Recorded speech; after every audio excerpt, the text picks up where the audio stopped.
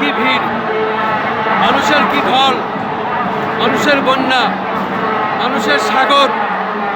আসলে মানুষ এইভাবে কতক্ষণ আর টিকে থাকতে পারবে, সেটাই আমরা দেখানোর চেষ্টা করছি।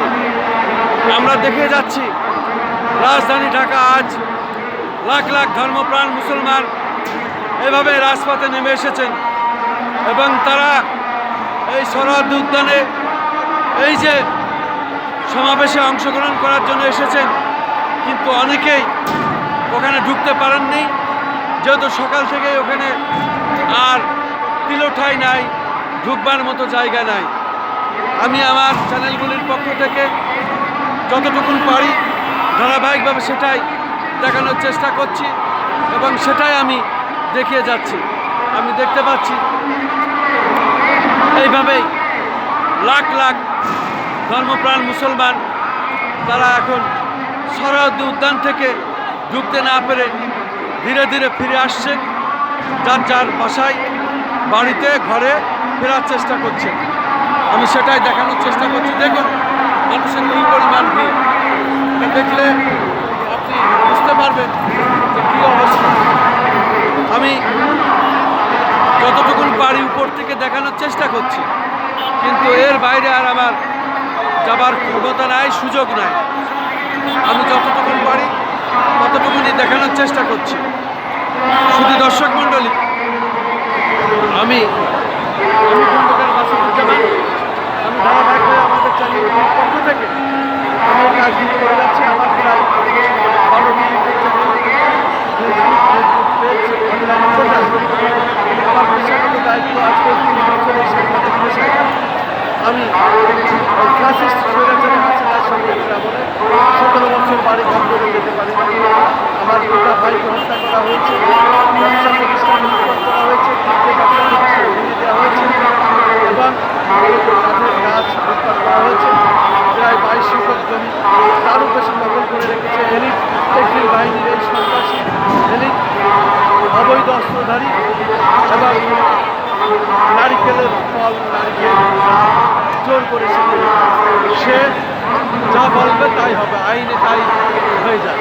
কারণ তার আমি বিচার চাই, তার সম্পত্তি ফেরত চাই, এই এলিটকে বিচারের আওতায় আনা হোক, তাকে এই অপারেশন ডেভিল হান্টে ধরা হোক। তাকে আমি বলতে চাই, আজকে বিশ্ববাসীর প্রতি আমাদের দাবি এই ফিলিস্তিনিকে স্বাধীনতা ঘোষণা করা, এই ইসরায়েলকে আন্তর্জাতিক আদালতে বিচারের আওতায় আনুন, জাতিসংঘের প্রতি এবং ওআইসির প্রতি, সেই সাথে মুসলিম উম্মার প্রতি আমাদের দাবি।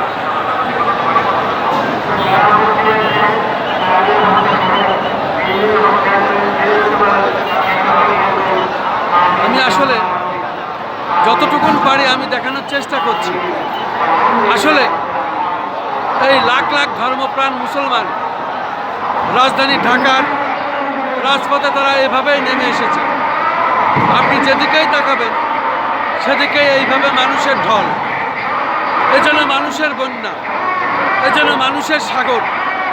প্রত্যেকের হাতে ফিলিস্তিনি পতাকা, এই ফিলিস্তিনি পতাকা নিয়ে তারা এইভাবে তারা তারা তারা স্লোগান দিচ্ছেন এবং এই স্লোগানে রাজধানী ঢাকা রাজপথ আজকে প্রকম্পিত হচ্ছে।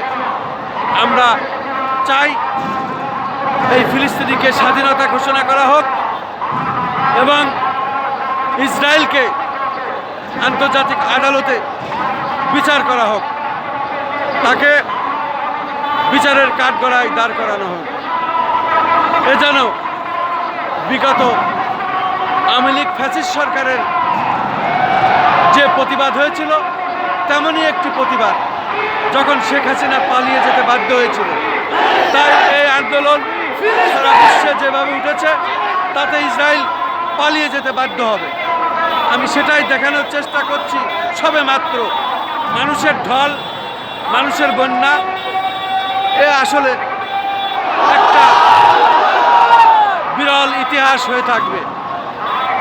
এই ইতিহাস আসলে বাংলাদেশের প্রায় 92% মুসলমান, বাংলাদেশের প্রায় 92% মুসলিম, এটাই তার প্রমাণ হয়।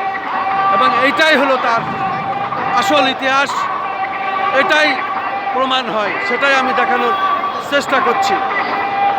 আমি সকাল থেকে চেষ্টা করছি, দেখিয়ে যাচ্ছি, কিন্তু আমি সোহরাওয়ার্দী উদ্যানের আশেপাশে আছি, ঢুকতে পারি নাই। মানুষের এত পরিমাণ চাপ, মানুষের এত পরিমাণ ভিড় যে মানুষ সেখানে